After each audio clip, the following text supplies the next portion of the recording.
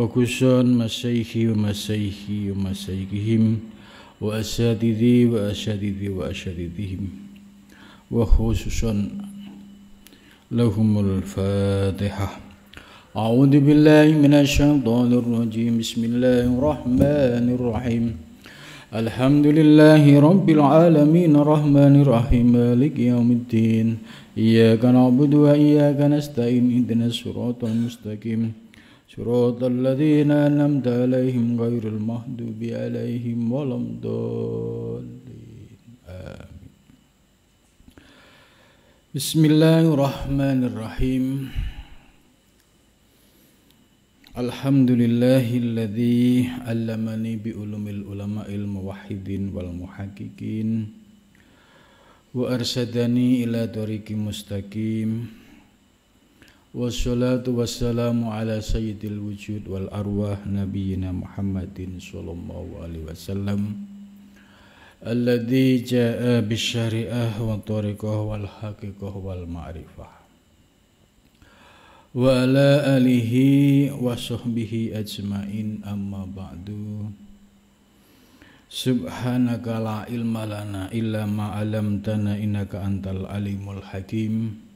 La haula wa la quwwata illa billahil aliyyil azim. Malam ini kita melanjutkan pengajian kitab Bidayatul Hidayah dan kitab Ihya Ulumuddin. Kitab Bidayatul Hidayah ini sebagai kitab tasawuf untuk para pemula yang baru belajar tentang tasawuf. Ini dianjurkan untuk ngaji kitab Bidayatul Hidayah. Ya, setelah paham Bidayatul Hidayah, kitab yang direkomendasikan berikutnya yaitu kitab Ihya Ulumuddin.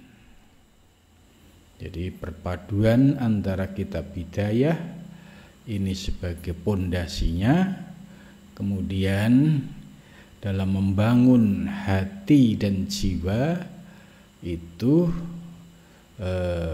melalui kitab Ihya Ulumuddin.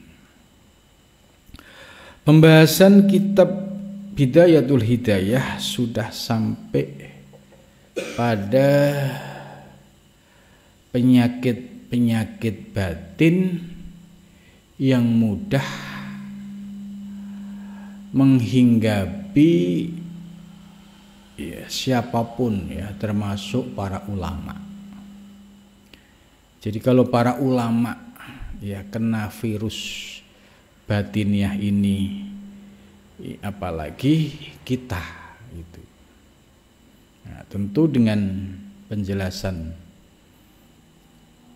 ini kita bisa introspeksi ke dalam diri bahwa 3 penyakit ini ya, yaitu hasud, riya, ujub ya, yang sudah dijelaskan di awal. Ini kalau masih ada di dalam diri seseorang, pasti hidupnya dan ibadahnya itu sekedar kuantitas ya.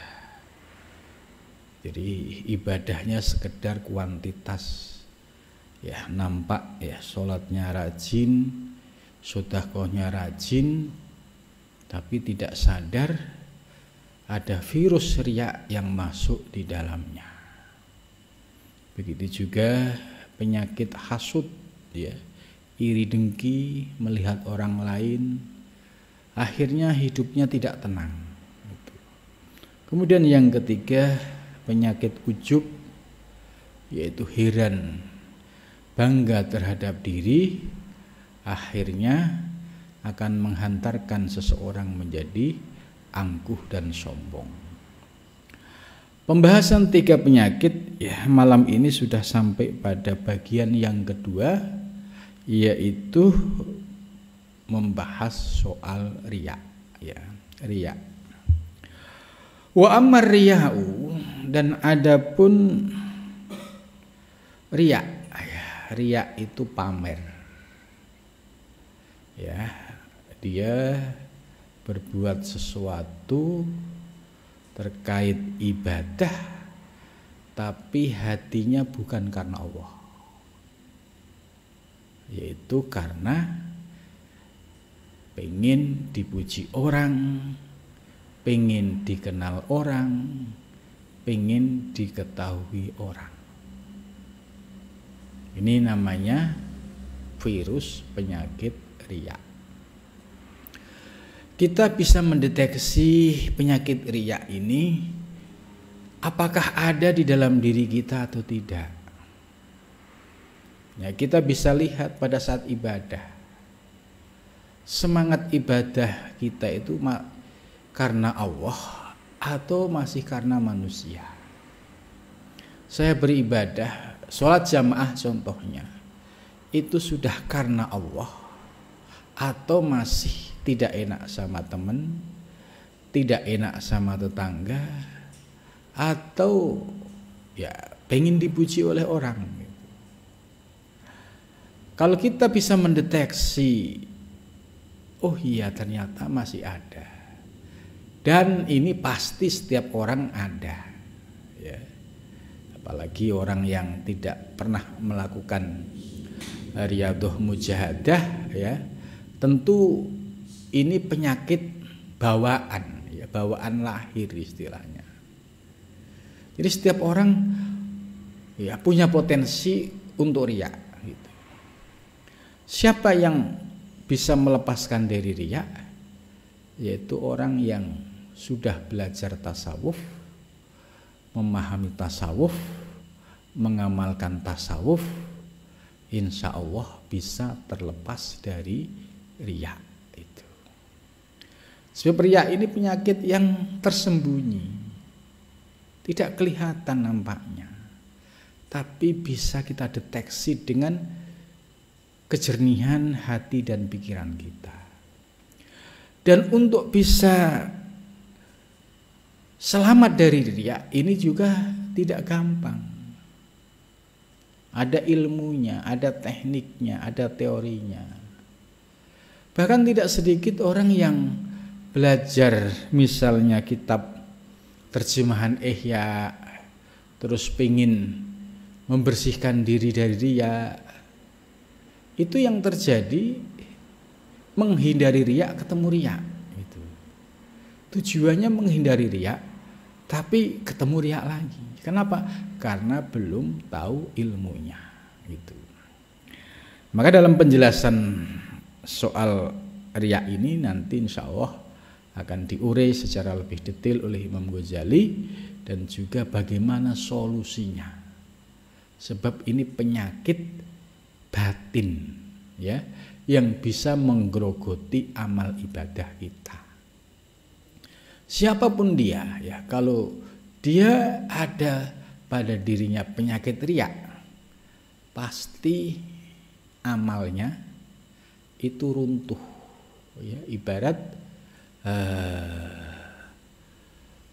tanaman yang nampaknya itu bagus tapi tidak tahu bahwa ada penyakit, ya, yang masuk di dalamnya, dan akhirnya pada sampai waktu panen ternyata nggak bisa dipanen, ya, sebab ada virus riya. Begitu juga orang nampaknya ahli ibadah, sholat 5 waktu, sedekah gitu. Ketika dia tidak sadar bahwa amalnya digerogoti oleh riya, dan tidak pernah mau tahu bagaimana cara menghilangkan riya, nah, ini ibaratnya tadi orang yang nanam padi dengan semangat tinggi, tidak sadar ada hama wereng, ada hama tikus, ya, yang tidak pernah dilakukan upaya untuk menyelamatkan tanaman ini, maka yang terjadi pada saat waktunya panen bukan panen, tapi justru yang terjadi adalah kekecewaan, karena yang diharapkan bisa panen, ternyata gagal. Ini ibarat orang yang rajin ibadah, tidak sadar dengan penyakit riya yang ada di dalamnya, maka pada saat di yaumul hisab, ya, seluruh amalnya dihisab minus. Kok bisa minus? Kenapa? Diprotes sama malaikat. Hei malaikat, kenapa seluruh amalku bisa hilang? Padahal di dunia saya ahli ibadah, di dunia ahli sedekah gitu.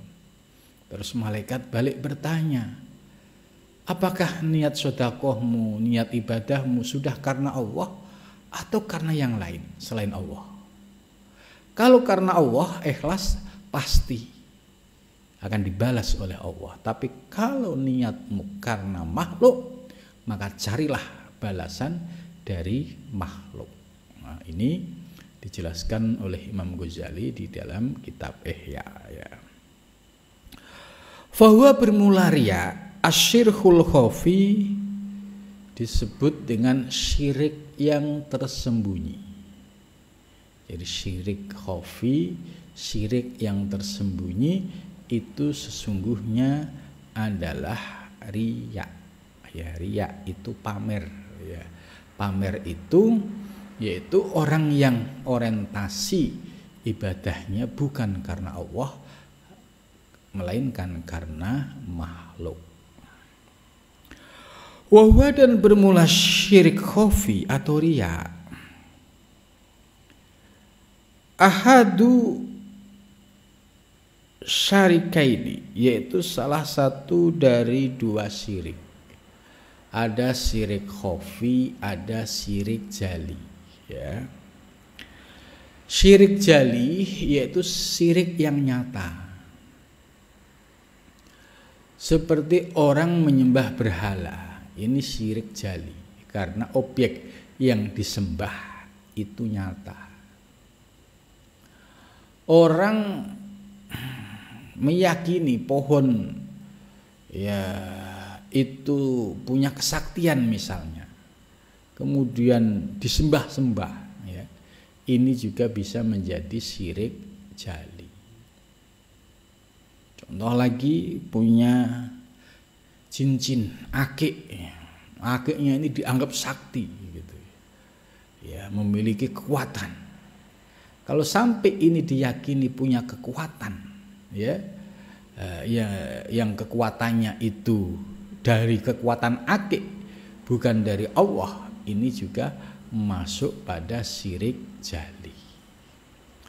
Lah syirik khafi yang mana? Syirik khafi ini syirik yang tersembunyi. Tersembunyi di mana?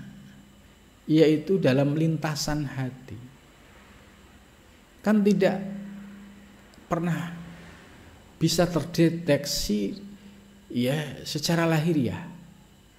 Misalnya ada 1000 orang ke masjid, ya, di antara 1000 orang ini apakah niatnya karena Allah atau tidak, ini nggak ada yang tahu. Yang bisa mendeteksi ya diri kita, ya. Ternyata orang ke masjid itu macam-macam, ya. Maka yang niatnya macam-macam tadi bukan karena Allah, ini yang termasuk syirik khafi, syirik yang tersembunyi, gitu. Wadhalika, dan demikian itu, tolabuka, yaitu mencarimu, al-manzilah, kedudukan, fi qulubil khalqi, pada hatinya makhluk itu. Jadi syirik khafi yaitu motivasi seseorang di dalam beribadah, tapi motivasinya ingin mencari kedudukan di hati makhluk, yaitu ingin cari perhatian. Nah, ini kan sangat lembut sekali. Jadi sholat jamaah di masjid bagus, ya, Nabi sangat menganjurkan.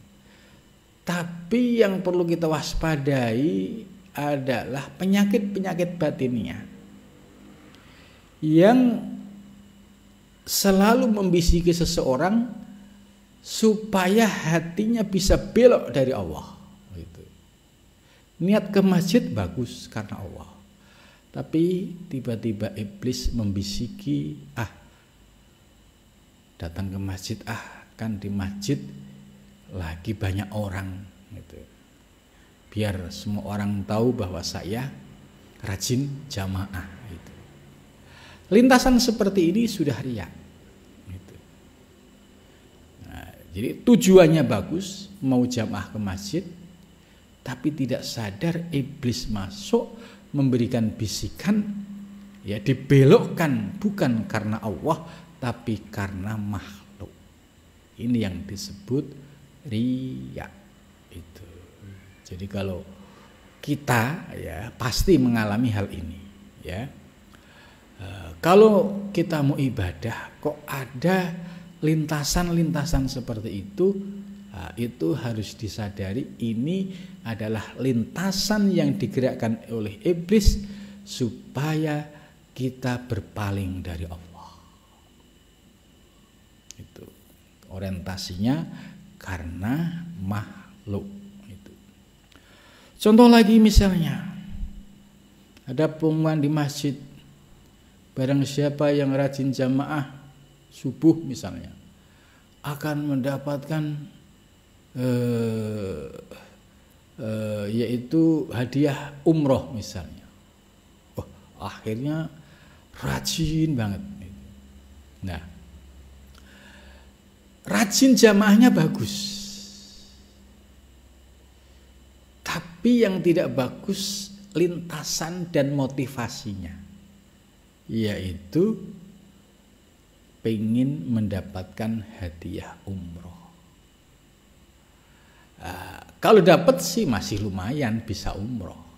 Kalau nggak dapat, ya pahalanya selama dia jamaah subuh tidak dapat, ya ditambah lagi tidak dapat hadiah. Jadi sudah rugi 2 kali. Ya, bagi orang yang berilmu, ya dia tidak tertarik dengan iming-iming seperti itu. Karena ini tipu daya. Lah, kalau ini tipu daya diikuti dan belum mengerti ilmunya, akhirnya keseret.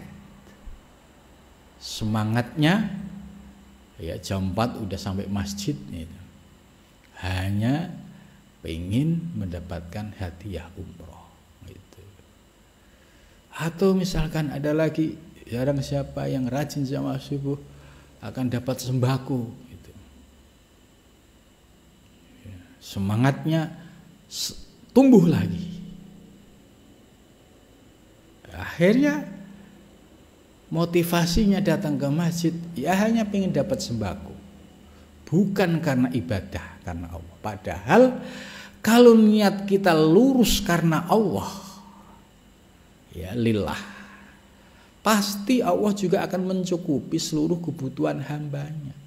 Allah yang maha kuasa tidak mungkin menyanyiakan ya hambanya, ya, dengan tidak memberikan rezeki yang cukup, itu tidak mungkin. Wong orang kafir saja dicukupin oleh Allah, apalagi orang yang ibadahnya tulus karena Allah.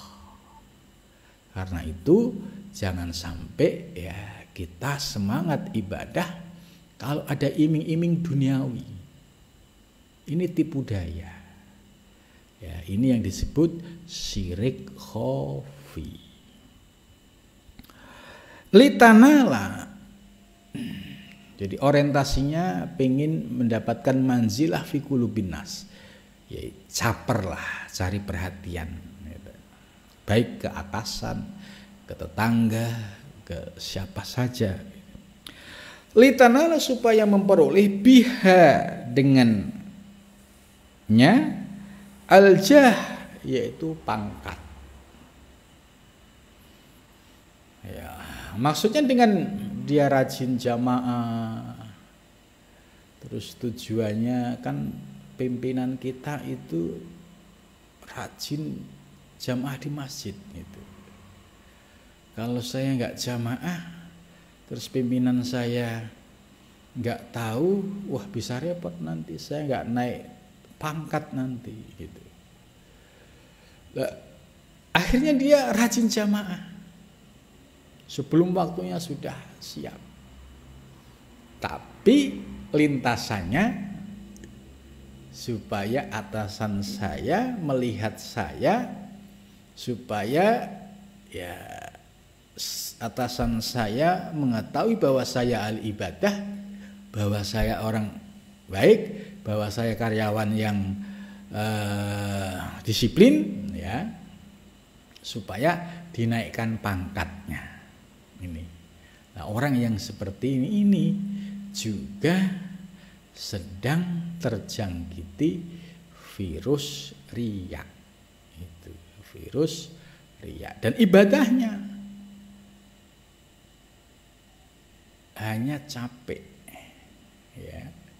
Sebab menurut hadis Nabi, ya, dijelaskan innallaha la yaqbalu amalan fihi misqalu dzarratin min riya. Sesungguhnya Allah tidak menerima sebuah amal yang di dalamnya terdapat seberat biji sawi dari riya. Itu jadi keselip dikit aja riya, itu tidak diterima oleh Allah Subhanahu wa ta'ala. Itu. Wal khoshmah, dan tujuan berikutnya adalah supaya litakuna mu'adzuman bainahum, supaya dihormati gitu.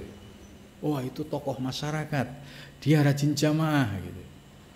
Jadi tujuannya bukan untuk ibadah karena Allah, tapi supaya dihormati, disegani oleh orang lain. Ini tokoh panutan kita, dia rajin ibadah. Wah, ini kalau datang selalu paling awal, di sop paling terdepan gitu.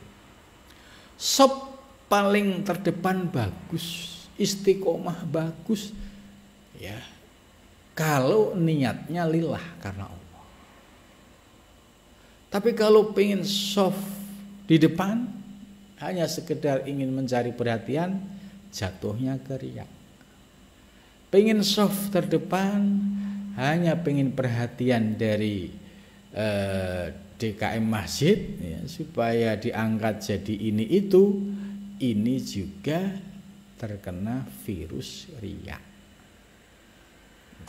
Lah, motif-motif seperti ini kan tersembunyi, tidak kelihatan. Nampaknya ibadahnya khusyuk, tapi kita tidak tahu bahwa di situ tersimpan niat-niat orientasinya pengen dipuji orang, pengen diperhatikan orang, pengen mendapatkan kedudukan. Nah, ini kan sangat lembut sekali. Maka riya ini ya menjadi penyakit yang berbahaya.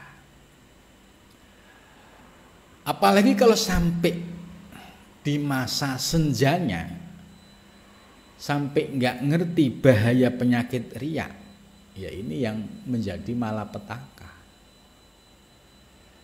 Lebih baik kita belajar tasawuf di saat masih muda, daya ingat masih seger, ya, semangat ibadah masih tinggi, badan masih sehat, ya, tapi niatnya sudah lurus karena Allah. Ini yang istimewa. Ibadahnya sudah lurus karena Allah, bukan pengen dipuji, bukan takut dicaci, tapi niatnya semata-mata karena Allah Subhanahu wa ta'ala. Itu. Maka orang yang belajar tasawuf itu tidak harus nunggu sudah tua. Kalau sudah tua, daya ingatnya sudah lemah, mendengar ceramah sedikit ya sudah, ya, tidak nyaman. Gimana ilmunya mau masuk gitu. Maka dalam kehidupan yang modern ini, ya, sesungguhnya materi tasawuf itu ya relevan sekali bagi anak-anak muda ya untuk belajar, untuk ngaji. Sebab ini bekal ibadah. Jangan sampai prestasi ibadah mulai dari muda sampai tua kalau nggak ngerti ilmunya kan rontok semua. Jangan sampai terjadi seperti ini. Lebih baik sejak muda kita berkarir dalam ibadah, ibadahnya sudah tulus, sudah kokoh, sudah tidak ada syirik, tidak ada ujub, tidak ada takabur. Ya, ini ibaratnya semakin kokoh bangunannya. Nah, ini pentingnya ngaji tasawuf. Tidak usah nunggu tua karena ini ilmu yang sifatnya wajib untuk memperbaiki ibadah seseorang. Gitu. Wahubbil jahi, dan seneng pangkat. Gitu. Orang kalau seneng pangkat itu ya mau melakukan apa saja yang kelihatannya pura-pura itu. Nggak pernah sholat Jumatan, tiba-tiba ya pengen sholat Jumatan. Ya supaya dilihat bahwa saya rajin sholat Jumatan. Padahal biasanya nggak kelihatan gitu. Karena ada kepentingan ya, supaya umat lihat saya ahli ibadah. Kalau saya ahli ibadah nggak, ya tujuannya supaya dipilih gitu loh. Nah ini musim-musim menjelang pesta demokrasi ini model-model begini sering muncul terjadi gitu. Ya nampak soleh, ya nampak ahli ibadah, nampak saja. Kalau selesai ya kembali ke asal. Itu. Karena tujuannya hubul jah, hanya mencari untuk kepentingan pangkat. Pangkatnya apa? Ya ada yang pengen jadi DPR, DPRD, ya dan macam-macam. Itulah ini bisa menjadi pelajaran buat kita. Oh iya ternyata pura-pura ahli ibadah, pura-pura baik ya. Itu ternyata penyakit batin gitu loh. Ternyata penyakit batin. Kalau ini sampai kebablasan sampai tua repot. Ya, ibadahnya kalau enggak dipuji orang enggak semangat. Sedekah kalau enggak ditulis enggak semangat. Ini ciri-ciri orang yang hatinya diliputi dengan penyakit riya. Wahubil jawah minal hawa, dari hawa. Hawa itu ketertarikan pada kecenderungan yang negatif. Ya, itu hawa. Wanahan nafsa anil hawa. Jadi hawa ini keinginan-keinginan negatif yang berlawanan arah ya dengan perjalanan menuju Allah. Itu hawa. Nah, contoh tadi orang ibadah semestinya karena Allah itu. Nah, tiba-tiba muncul setan memberikan godaan riya. Nah, ini namanya hawa. Kemudian contoh lain godaan maksiat itu. Ketika ada maksiat di hadapan kita, Al-Quran menjelaskan supaya ditahan, jangan diikuti, jangan dilos. Kalau kita ngelos ngikutin, berarti kita ngikutin hawa itu. Jadi hawa ini yaitu potensi yang digerakkan oleh iblis ya, yang itu memberikan kebahagiaan sesaat gitu, tapi rugi selama-lamanya. Contoh tadi orang ibadah karena riya, ini kan hanya kebahagiaan sesaat. Dipuji orang, Kang, kamu ahli ibadah, kamu ahli jamaah, mau masuk surga, senang ini sudah ambrol seluruh ibadahnya. Ini kan hanya kesenangan sesaat, seneng dipuji orang, tapi pahalanya ambrol di sisi Allah Subhanahu wa ta'ala. Begitu juga ketika ada peluang maksiat, kalau diikuti ya paling hanya seneng sesaat, tapi catatan dosa ya di sisi Allah tidak akan hilang sebelum ditobati. Dan taubat yang diterima adalah taubatan nasuha gitu. Ya, maka ya iming-iming yang diberikan oleh iblis, yaitu yang berupa hawa, ini ya kamuflase, ini sesaat, dan ini sebenarnya ya menjerumuskan seorang hamba dari perjalanan menuju Allah Subhanahu wa ta'ala. Minal hawa, dari hawa, al-mutbi yang diikuti.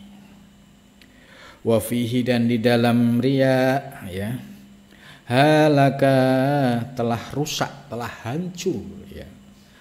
Aksarun nasi, siapa kebanyakan manusia. Jadi kebanyakan manusia itu telah hancur ya, gara-gara riya ini gitu.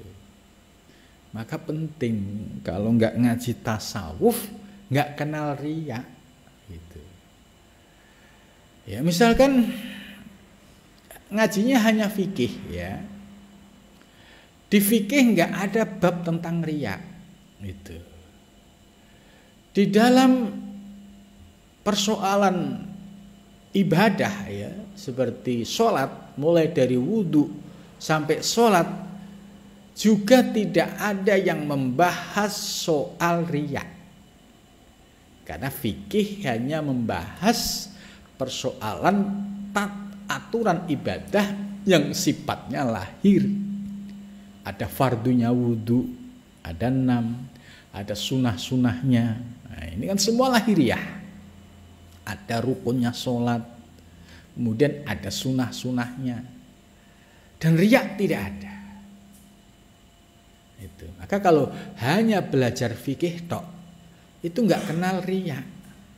Dari takbir sampai salam nggak ingat Allah, bahkan sholatnya itu karena riya itu nggak sadar, karena di fikih nggak disebut batalnya sholat gara-gara riya, itu nggak ada ya.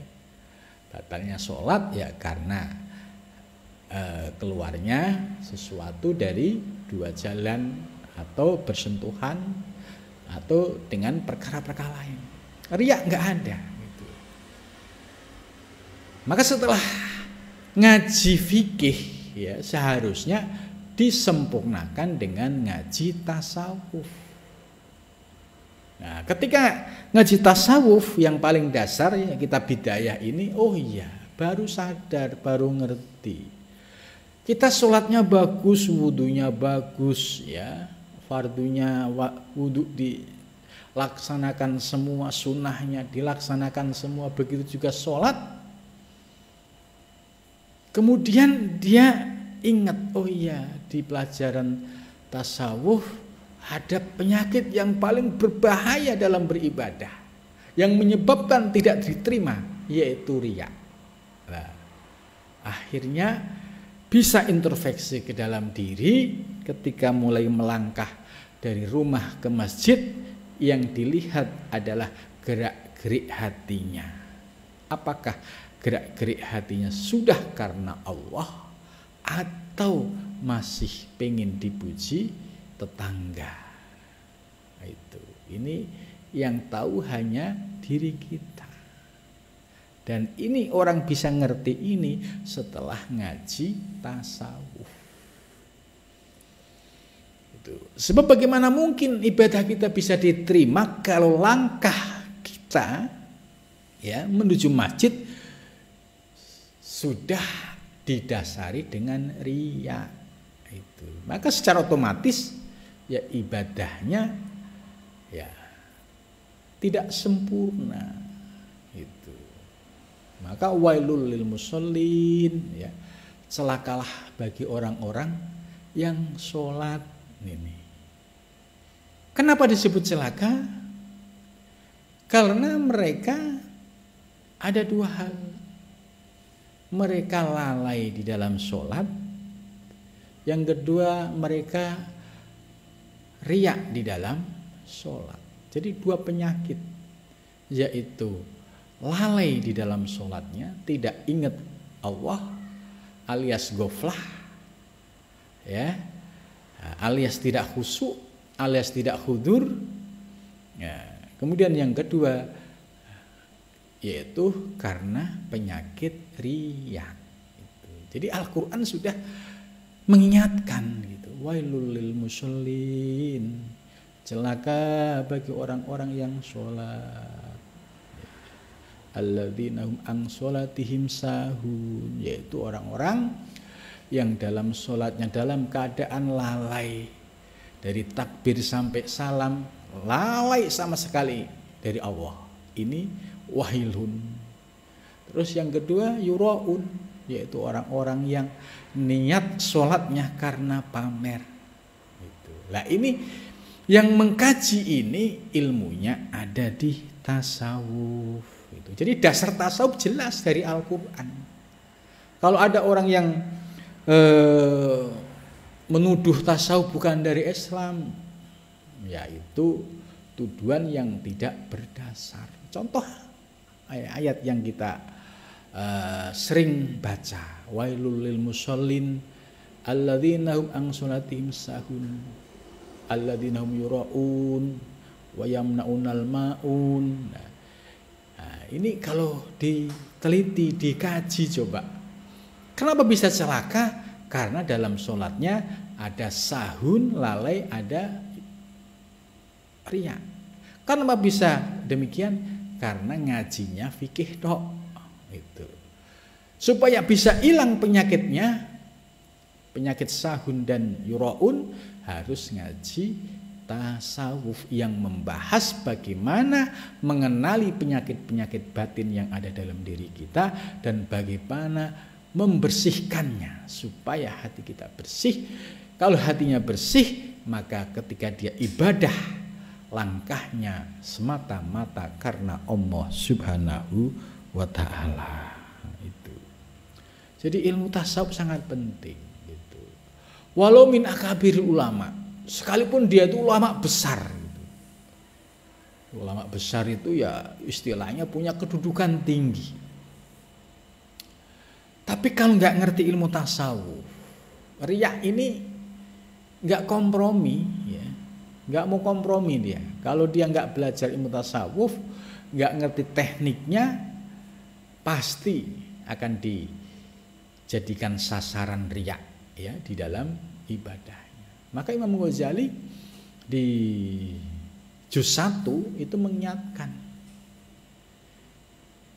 orang yang tidak mendapatkan anugerah pemahaman ilmu tasawuf yang berkaitan dengan batiniah, aku khawatir meninggalnya dalam keadaan su'ul khotimah. Ini Imam Ghazali. Jadi Imam Ghazali ini ya seorang yang alim alamah ya, di dalam bab fikih, bab ilmu kalam, bab tasawuf, bab filsafat. Itu nggak ada yang menandingi Imam Ghazali kehebatannya. Tapi beliau memberikan catatan di Ihya juz 1 itu. Jadi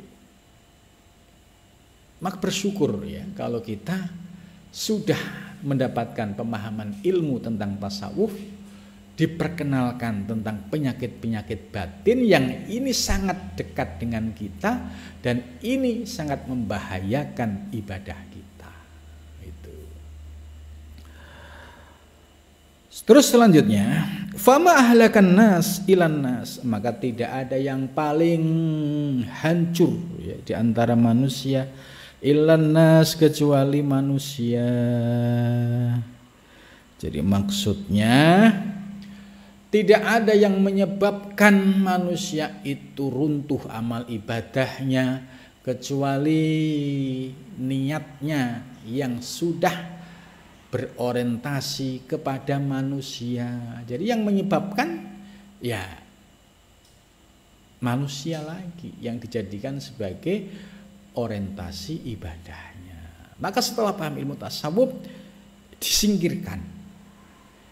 Ya, ketika ada lintasan pengen dipuji orang, tidak, saya tidak ingin dipuji orang. Ketika ada lintasan ingin dianggap soleh orang, tidak, aku bukan juga mencari pujian dari manusia. Jadi niatku inna sholati wa nusuki wa mahyaya wa mamati lillah. Jadi lillah, karena Allah, benar-benar karena Allah, bukan karena selain Allah. Walau ansofan nasu hakikotan la'alimu. Walau ansofa, jikalau manusia itu adalah ya adil, siapa an-nasu manusia hakikatan secara hakikat, la'alimu niscaya mereka mengetahui anna aksaroma sesungguhnya kebanyakan sesuatu, hama yang menjadi perhatian fihi di dalamnya, minal ulumi dari persoalan ilmu, wal ibadati dan ibadah, fadlan terlebih an a'malil adati dari amal-amal yang sifatnya adah budaya, laisa yahmiluhum alaiha, laisa tidak ada yahmiluhum ayyab ashum mengutusnya alaiha atas al ulum wal ibadah ya, illa mura'atan nasi, kecuali karena pamer terhadap manusia. Itu. Jadi jangan sampai kita mencari ilmu dan melakukan ibadah itu tujuannya karena manusia. Ini harus diluruskan. Gitu. Mencari ilmu ya karena Allah. Ya bukan karena niat macam-macam. Karena godaannya santri macam-macam. Punya niatan ini, niatan itu. Nah, ini harus diluruskan. Niat ilmu ya menghilangkan kebodohan. Ya supaya mendapatkan ilmu yang bermanfaat, ya bisa lurus di dalam ibadah supaya mendapatkan ridho dari Allah Subhanahu wa taala. Jadi niatnya semata-mata karena Allah. Bukan kalau saya belajar tasawuf, wah nanti saya menjadi ahlinya gitu. Terus akhirnya saya diundang ke sana kemari. Ini niat ini salah juga. Belajar tasawuf ya niatnya untuk benerin batin kita supaya nggak belok, nggak bengkok, supaya lurus karena Allah. Kalau soal nanti menjadi orang yang alim, alamah, ahli, kemudian akhirnya ya bisa bermanfaat buat orang lain, ini bukan tujuan. Ya, ini bukan tujuan. Tujuannya yang benahin diri dulu. Kalau sudah dirinya lurus, dirinya baik, maka suatu saat ada panggilan untuk mengamalkan, menyampaikan ilmu. Kita sudah punya pengalaman, sudah punya dasarnya. Bagaimana mungkin kita mau menyampaikan ilmu tasawuf sementara kita belum mengamalkan, belum ngalamin gitu. Karena itu orientasi dalam belajar ilmu harus diluruskan. Begitu juga yang kedua, wal ibadah. Ibadah juga harus diluruskan.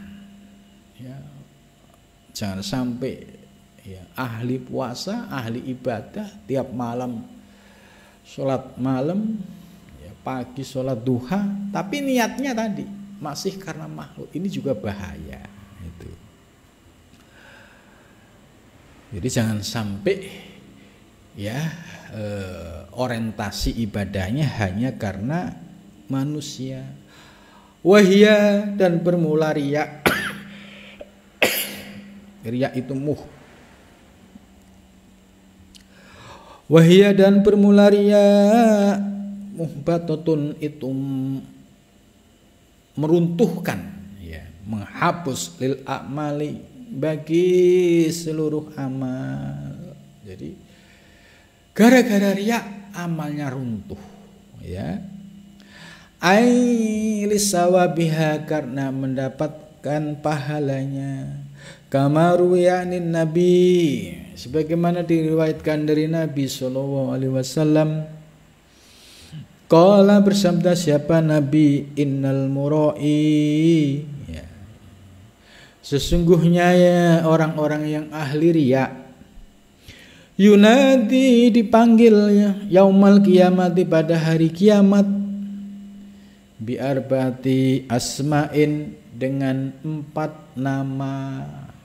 Ini yang sabda yang dawuh Kanjeng Nabi, ya.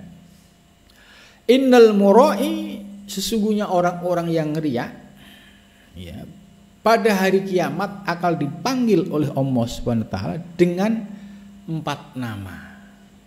Yang pertama, ya kafiru, hei kafir. Ya fajiru, wahai fajir. Ya, fajir itu orang yang sesat. Ya godiru, ya godir. Ya khosiru, ya khosir. Khosir orang yang menyesal, ya. Dollah, sia-sia. Sa'yuka, seluruh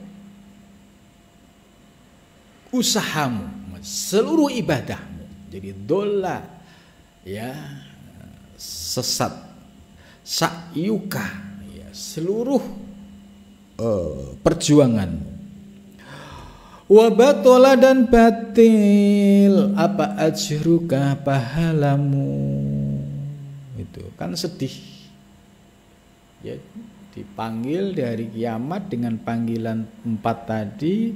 Kemudian disampaikan, orang yang ahli riya, seluruh ibadahmu sia-sia, nggak bisa dipanen di saat ini.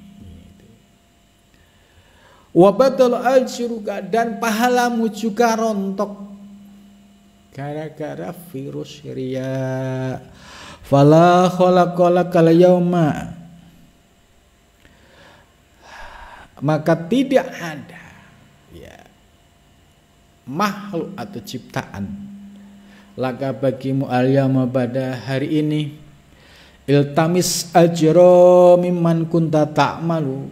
Iltamis, carilah al-ajro, balasan, mimman kunta ta'malu, dari orang yang kamu menjadi tujuan dalam beramal. Tidak bisa membayangkan, ya, bagaimana sedihnya pada saat itu. Ya, seluruh ibadahnya, ya, rontok, pahalanya, ya, sirna, terus ditambah diingatkan, silahkan kamu cari balasan atas amalmu terhadap orang yang kamu jadikan sebagai tujuan kamu beramal. Kalau kamu beramal karena makhluk, sana cari makhluknya supaya mereka memberikan balasan. Kalau kamu melaksanakan ibadah karena atasanmu, cari atasanmu supaya memberikan balasan atas amalmu. Maka yang terjadi hanya kesedihan. Oh ya, kenapa dulu, ya, ibadahku sia-sia seperti ini gara-gara dulu, ya, nggak tersentuh dengan ilmu tasawuf. Maka berbahaya lagi kalau ada orang terus menuduh ilmu tasawuf itu ilmu sesat. Maka semakin keras hatinya, dan nanti akhirnya bisa mengalami penyesalan. Kenapa dulu tasawuf saya sesatkan? Ternyata ajaran tasawuf menyelamatkan ibadah seseorang dari tipu daya riya dan ujub dan takabur. Gara-gara menganggap sesat tasawuf, akhirnya nggak mau belajar tasawuf, tidak sadar ibadahnya dipenuhi dengan riya. Wailul lil musallin. Ternyata ayat ini untuk diriku, bukan orang lain. Karena di dalam ibadahku yang ada sahun dari takbir sampai salam gak inget Allah. Ditambah yang kedua yuraun. Semua karena pamer. Sengaja jidat diitemin supaya orang pada tahu bahwa saya ahli sujud, ahli jamaah. Ini tambah rontok lagi ibadahnya. Tapi dia merasa bangga dengan sengaja membuat jidat hitam supaya orang lain tahu bahwa saya ahli ibadah. Padahal ini akar dari segala riya. Itu. Kenapa dia bisa melakukan seperti itu? Karena nggak ngerti ilmunya. Dia pengen hanya keren dilihat manusia, ahli ibadah, masya Allah. Jidatnya sampai hitam itu karena ahli sujud. Padahal di dalamnya hanya pengen dipuji. Nah, ketika dipuji menjadi tujuannya, maka di akhirat nanti dia akan dipermalukan oleh Allah Subhanahu wa ta'ala. Ya. Jadi ilmu tasawuf sangat penting. Ya. Kalau nggak tersentuh dengan ilmu tasawuf, akhirnya tadi nggak merasa ibadahnya sia-sia, tapi berharap dapat balasan dari Allah Subhanahu wa ta'ala. Jadi iltamis al-ajra mimman kunta ta'malulah. Sana cari balasan dari orang yang kamu jadikan tujuan dalam amalmu. Akhirnya akan sedih, menangis. Ya Allah. Nah, kalau bisa hidup lagi, pasti akan memperbaiki diri. Ya, tapi kondisi sudah di akhirat, bagaimana mungkin bisa kembali? Kama waroda sebagaimana telah dijelaskan fil khobari di dalam khobar. Ya. Nah, ini menarik lagi. Ya, ini sekalian tuntas ini. Annas syahida, sesungguhnya orang yang mati syahid, yu'maru bihi yaumal qiyamah ilan nar, yu'maru diperintah bihi dengannya yaumal qiyamati kepada yaumal qiyamati pada hari kiamat ilan nari ke neraka. Nah, ini ada ahli ibadah yang nampaknya itu sudah dijamin olah-olah masuk surga, ternyata tidak. Di sini disebutkan as-syahid. As-syahid itu orang yang mati di jalan Allah. Benar mati di jalan Allah, iya, karena dia tertembak atau kena pedang atau kena tombak zaman perang dulu ya. Mati benar. Tapi niatnya ini yang akan menentukan dia syahid atau tidak gitu. Akhirnya fayaqulu, ya, orang yang mati syahid berkata, ya Rabbi istahattu, ya Rabbi aku meninggal dalam keadaan syahid. Ya, bangga ya dengan merasa syahid.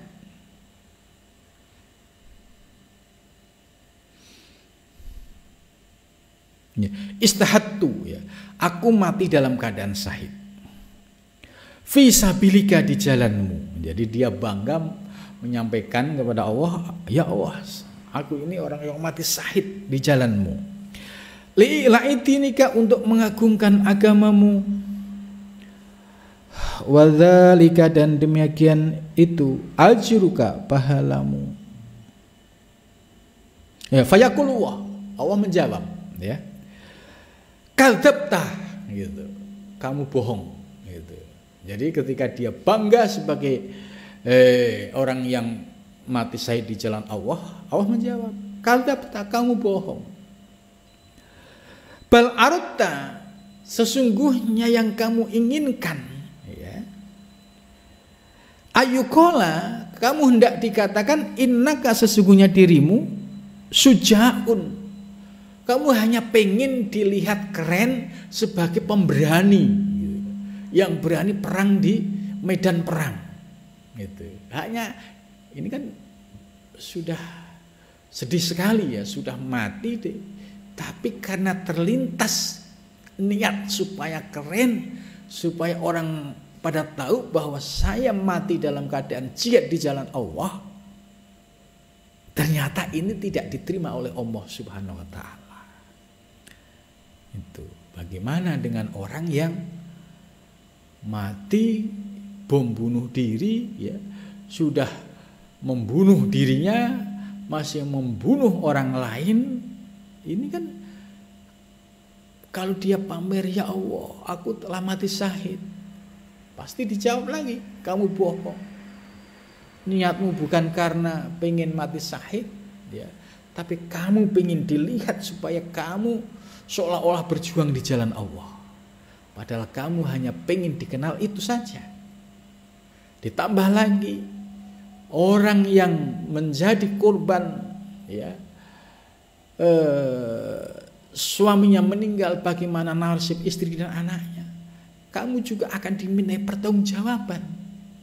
Bagaimana mungkin kamu melenggang seolah-olah, ya, akan dibalas dengan 72 bidadari, sementara kamu salah niat dan juga, ya, salah, ya, selain salah niat tadi, ya, dan juga dia merugikan pihak lain. Dan pasti ada hisapnya. Gak mungkin dia dihisap, gak mungkin dia langsung mendapatkan 72 bidadari sementara dia membunuh orang lain yang tidak berdosa. Ini kalau nggak ngerti ilmu, bahayanya seperti ini. Jadi seolah-olah jihad di jalan Allah, ternyata ada lintasan pengen dilihat, wah, sebagai mujahid di jalan Allah. Itu ini yang paling sangat sedih sekali ya, kalau ada orang awam yang didoktrin kemudian tiba-tiba terpedaya terus sampai mau melakukan bom bunuh diri. Ya, ini kalau lihat hadis ini, ternyata menjadi syahid yang indallah itu niatnya harus lurus gitu. Dan ini nggak mudah, apalagi kalau orientasi duniawi gitu. Orientasi duniawi ya tadi, ya, kamu akan dikenal sebagai mujahid gitu. Kamu akan, wah, apalagi kamu akan mendapatkan asuransi, apalagi tujuannya ini. Bagaimana mungkin bisa syahid di jalan Allah kalau tujuannya sudah bukan karena Allah, atau tujuannya karena duniawi, mendapatkan tadi santunan, mendapatkan asuransi dan sebagainya. Tentu ini akan dipermalukan oleh Allah pada yaumul hisab nanti. Waqad qila dzalika wa dzalika, dan demikian itu ya, wa kadzalika, dan demikian itu yuqalu, dikatakan lil ilmi, bagi orang yang berilmu. Orang yang berilmu juga sama. Ya Allah, saya ini rajin ngaji, istiqomah ngaji. Ya Allah kan nggak bisa dibohongin. Niatmu karena Allah atau karena yang lain? Oh, karena ternyata niatku pengen populer, niatku pengen keren. Nah, ini sudah nggak masuk hitungan. Niat ngaji ya lillah, karena Allah. Ada orang nggak ada orang ya tetap ngaji karena Allah, bukan karena makhluk, bukan karena manusia. Gitu. Ya, menjaga hati yang konsisten istiqomah di jalan Allah ini penting. Jadi ciri-ciri orang riya itu kelihatan. Kalau ada orang banyak semangat, nggak ada orang kurang semangat. Itu ciri-ciri orang riya. Itu ya. Wal haji, dan haji, ya, apalagi haji umroh ya, ini sudah biaya mahal. Kalau nggak bisa menjaga hatinya bahwa saya haji umroh karena Allah, ini juga berbahaya. Itu. Terus wal qari, dan orang yang baca Al-Quran. Itu. Baca Al-Quran ini juga hatinya harus dijaga.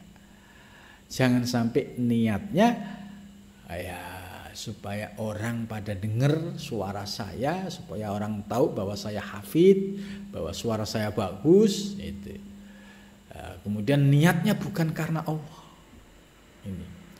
Jadi penyakit batin ternyata ya dari penjelasan ini ternyata bisa merusak siapapun orangnya, termasuk dia orang yang jihad di jalan Allah.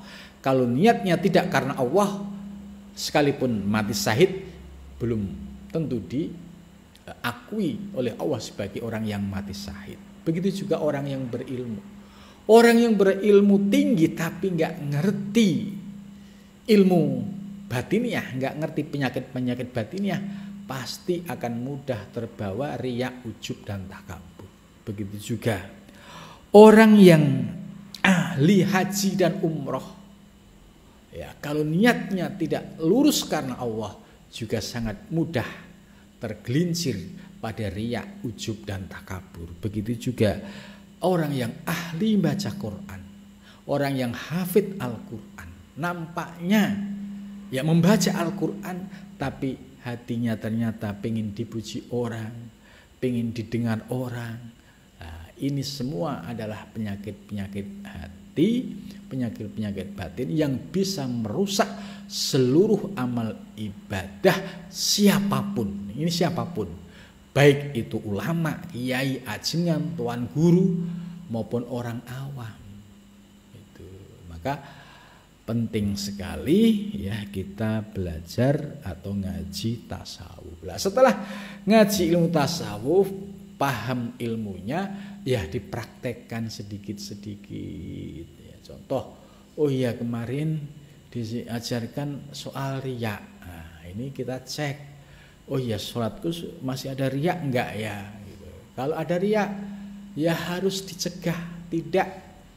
Bismillah tawakkaltu 'ala Allah la haula wala quwata illa billah. Ibadahku ya tambah inna sholati wa nusuki wa mahya wa lillah, karena Allah. Ibadahku, nusukku, matiku, hidupku lillah. Supaya apa? Riya sirna. Karena riya ini yang menggerakkan adalah iblis. Tujuan iblis supaya berpaling dari Allah Subhanahu wa ta'ala. Mudah-mudahan kita diberikan kekuatan ya, kefutuh ilmu di dalam memahami ajaran tasawuf, dan juga diberikan anugerah bisa mengamalkan ajaran-ajaran yang ada di dalam ilmu tasawuf, sehingga bisa menyempurnakan ilmu dan amal kita. Apa dampaknya kalau amal ilmu kita bisa lurus? Insya Allah bisa dipanen di yaumul hisab nanti pada itu. Ini manfaatnya sampai di sana. Nah, cukup sampai di sini. Waktunya sudah lebih 21.25 ya. Ihya'nya minggu depan aja. Kita lanjut dengan zikir.